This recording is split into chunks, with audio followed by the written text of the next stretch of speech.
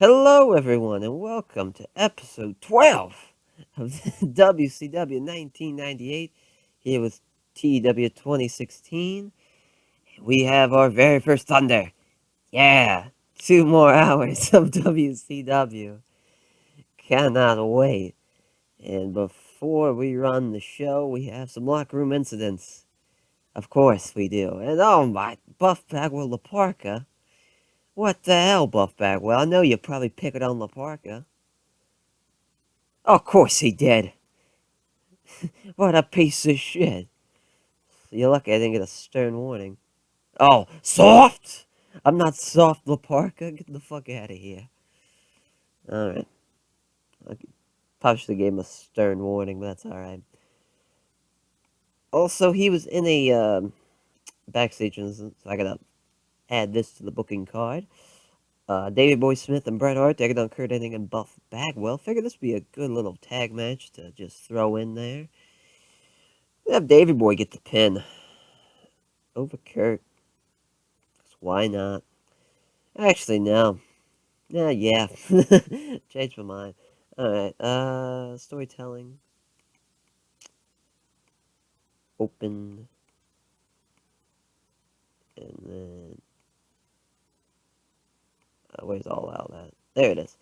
Okay, we'll just bump that down to about right there. Okay.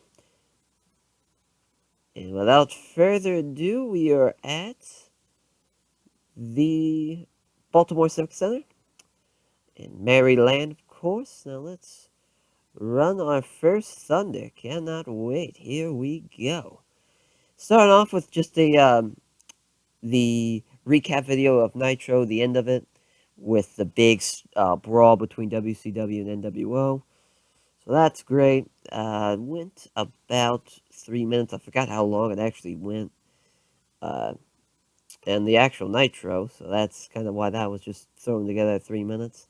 Here, just the opening for Thunder, first time, hyping up the main event, the rematch, the Starrcade rematch, Sting versus Hogan. So there is that. Like that's a big deal, for the title. And here we fucking go. This may or may not be Liger's last night. His tour, um, his talent trade contract is up. I don't know how quick I can to re-sign him. So there's that. As man, he really had some great matches there towards the end, especially him and Eddie. I figured that this would be a great match. Eddie kind of carried him, which that's kind of, but Eddie, he's kind of in purgatory right now. We had him drop the belt at Starrcade against Malenko, and then Benoit has the TV belt, and right now he's feuding with Raven. Kind of don't know where to put Eddie. He's kind of in that purgatory. So kind of keep him on Thunder, keep him strong. It's kind of the key. Keep him strong while we figure out what to do, where the direction I want him to go. Should he go for the TV belt? Should he go for the US belt? Kind of maybe a tag team with someone. Who knows, Just kind of throwing ideas out there. Yeah, we fucking go. Hogan promo, boys. 98. Shit, this was 10 minutes. He just came out, uh, just kind of stating, it was all luck. The Stinger, he had it, that was his night on Starrcade. Even a blind squirrel can find a nut every once in a while, But he guarantees that the same result isn't going to happen tonight on Thunder. He's going to get his belt back. That is kind of the guarantee. Seems like, I kind of shortened that up, but it goes pretty long. It's a 10-minute promo, so. And this match was just kind of getting Harlem Heat getting a win over Glacier and Ernest Miller. And, yeah, the Booker T and Steve Ray did a lot better than, of course, Glacier and Ernest Miller. Then, hold on. Not yet.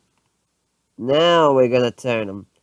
Ernest Miller, after the bell sounds, is going to Uh,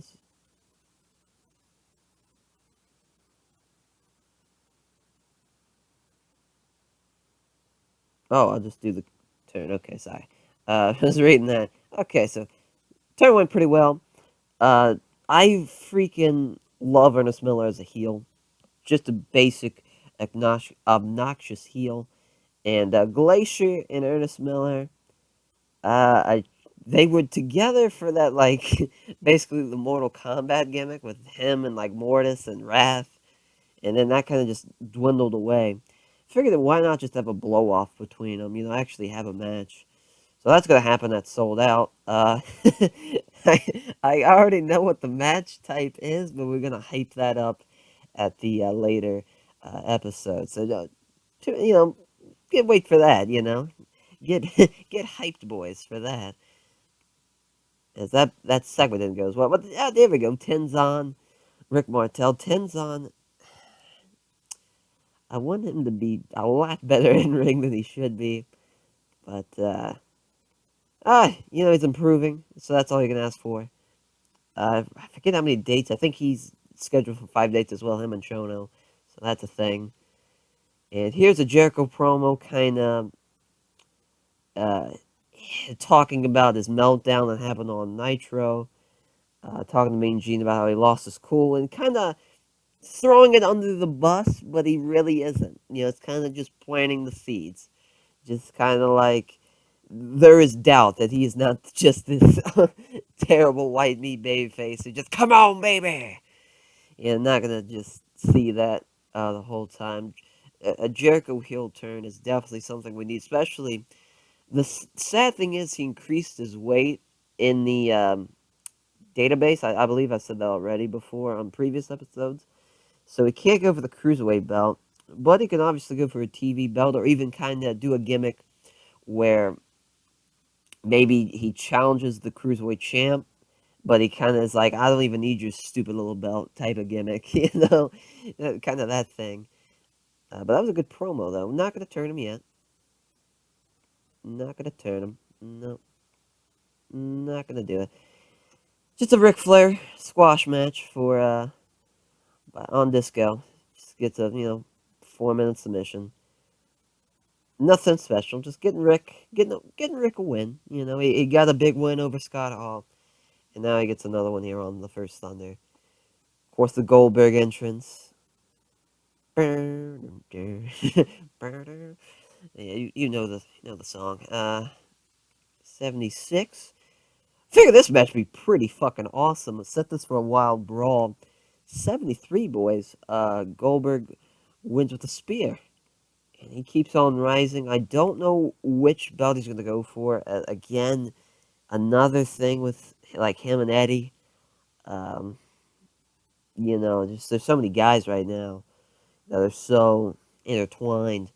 Roster's so fucking big and so great. It's kind of like who to push, who not to push, who should get the title win, and it's a bit stressful, honestly. So many people to push and not push, kind of figuring out who to push. There we go. Good little match. Brett and Kurt carried the match. Of course, Buff kind of drug it down a bit. Nice to see Davey Boy and Jim Neidhart having excellent chemistry, so that probably boosted the match up a lot. So that's great. Davey Boy Smith wins with a running power slam on Kurt, which you did see that before we ran this, so there's that.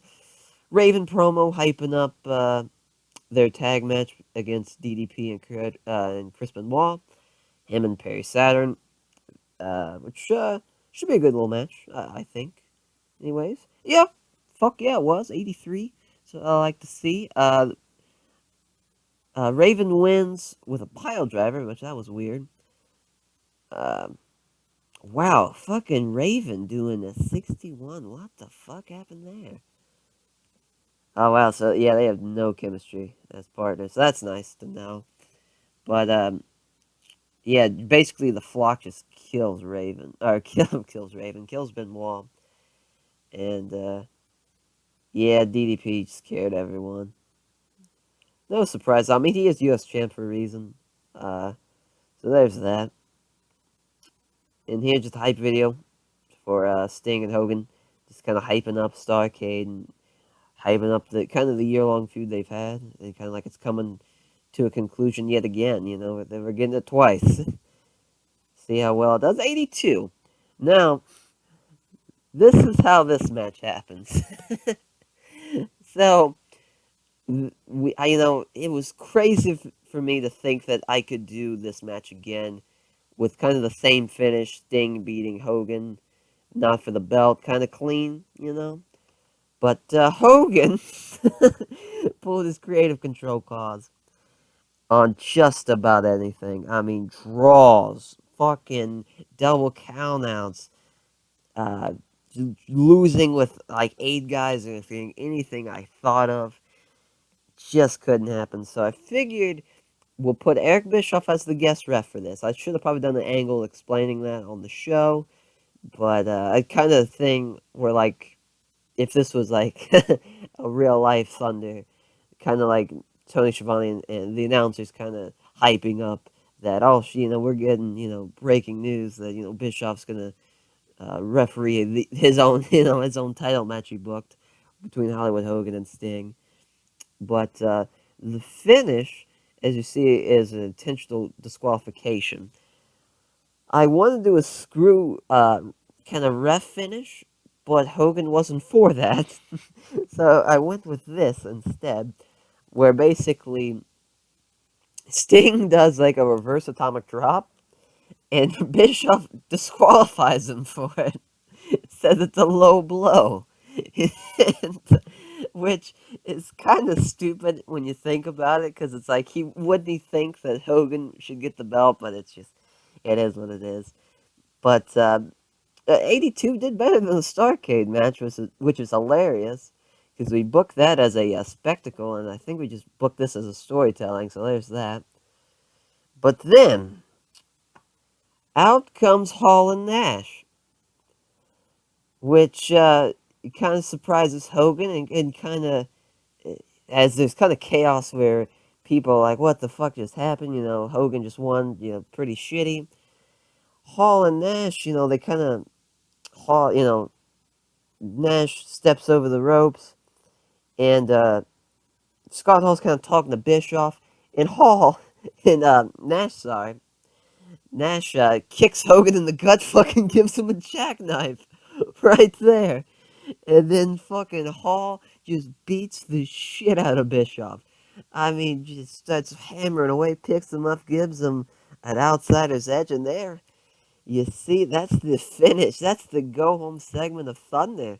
The outsider standing tall over Hollywood Hogan and Eric Bischoff. Unbelievable. Um, I'm sure, I kind of said planting the seeds for an NWO a divide between those two. But I just felt like the timing was right. Right now, Thunder, why not make it a big fucking deal?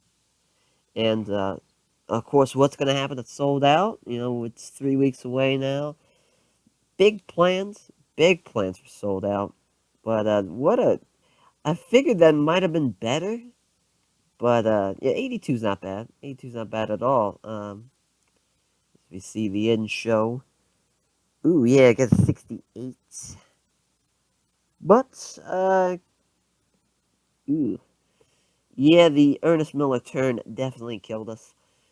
But, yeah, you know, at least we increased popularity somewhere. Sure, we lost more than we gained.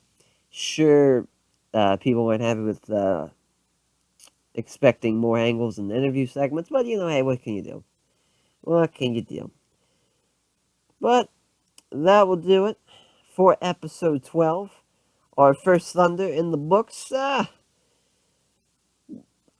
Probably wouldn't say a success, honestly. I mean, 68, that's a good show for just a regular show, but for a national powerhouse like WCW, not a good show. But, before we do the send-off, we have, yeah, Liger's gone. TNT unhappy with Thunder. Oh, man. Oh, yeah. Hogan burying Lodi for some reason. And we have a lot of contract negotiations for our developmental territory, which I'll show right now. It is basically the power plant. The power plant is a dojo, and also I made it into a developmental territory. Here is the schedule for it. We have a A show and a B show. It's a Friday and Saturday show weekly. Just kind of getting guys basically over, just getting experience. That's the main key. We have titles. We have our top prospect title, which is our main event title. Our top tag prospects, and then our top cruiserweight prospect. So there's that. Uh, and I believe that'll do it. As I said before, our go home segment. Big problem for me right now is Ric Flair has major morale issues, which that's kind of scary. But if I get another bad Thunder show on week 2, I'll probably switch it to a B show. That's probably what I'll do. Which is probably smart, honestly. But anyways, guys, if you enjoyed the first Thunder, leave a like if you want to. Subscribe if you want to, all that fun stuff. But we'll see ya next time. Thanks.